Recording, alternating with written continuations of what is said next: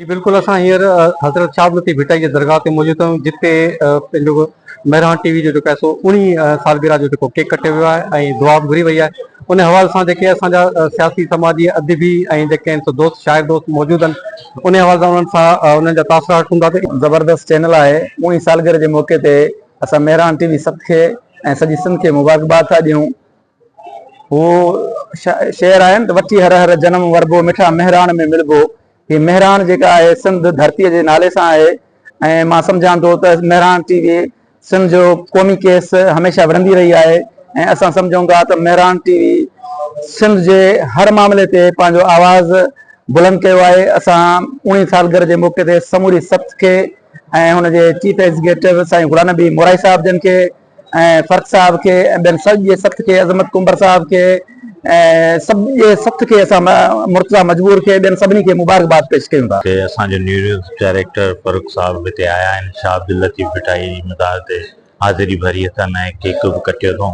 असांखे तमामु घणी ख़ुशी थी आहे ऐं मुबारकबाद पेश कयूं था मेहरान टीवी जे सॼी टीम खे। दिल सां मुबारकूं था पेश कयूं। 19 साल मुकमिल थिया आहिनि मेहरान टीवी जे सफ़र खे ऐं हिन कामयाबी जे सफ़र खे असीं हिन वक़्तु हज़रत शाह अब्दुल लतीफ़ भिटाई जी मज़ार ते न्यूज़ डायरेक्टर फ़ारूक आकड़ो साहब सां गॾिजी असां ही केक कटियो आहे 19 जेका आहे बर्थडे जो।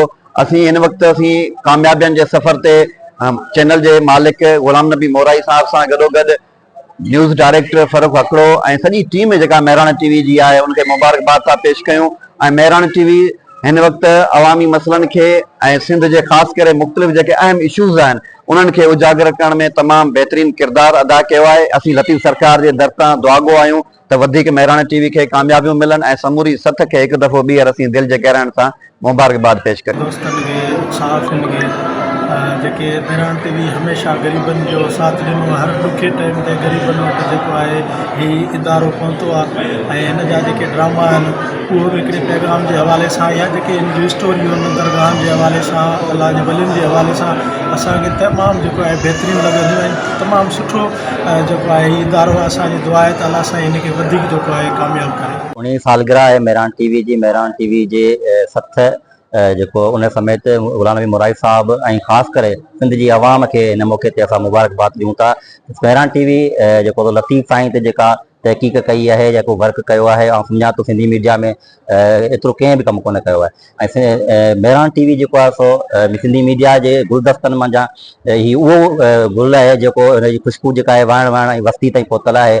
ऐं मेहरान टीवी सिंध जे हक़नि लाइ जेको कमु कयो आहे, ख़ासि तौर ते सिंध जे पोइते पहिरियों जेका तइलीम हुई उन ते जेको जाखड़ियो आहे, जेको कमु कयो आहे, ऐं उनखे ख़राज तहक़ीक़ पेश कयां थो। जी बिल्कुलु, जेको आहे सो मेहरान टीवी सिंधी चैनल में जे गुलदस्तनि में हिकु गुलदस्तो आहे।